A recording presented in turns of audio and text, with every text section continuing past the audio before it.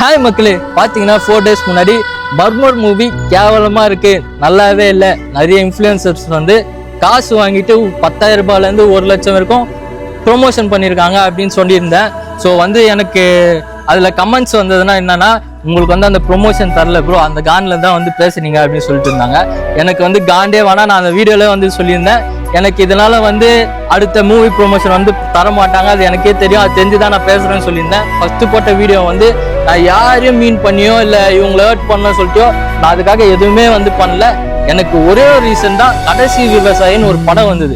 அந்த படத்தை நீங்க இதே மாதிரி ஒரு ஐப் கொடுத்து ஒரு பெரிய ரீச் ஆகி அவங்க அந்த ஒரு பெரியவர் அதில் வந்து நடிச்சிருப்பாரு, விஜய் சேதுபதி நடிச்சிருப்பாங்க. அது ஆக்டிங்னா வேற லெவல் இருக்கும். அது வந்து ஒரு அண்டர் ரேட்டடாகவே வந்து ஆயிடுச்சு. ஸோ வந்து இது மாதிரி தமிழ் சினிமாவில் நல்ல படம் வருதுன்னா அதுக்கு வந்து ஐப் கொடுத்தீங்கன்னா ஓகே, அது நீங்கள் காசு வாங்குங்க, காசு வாங்காமல் இருங்க. இப்போ வந்து எல்லாரும் அந்த வீடியோ வந்து அச்சீவ் பண்ணிட்டாங்க. நிறைய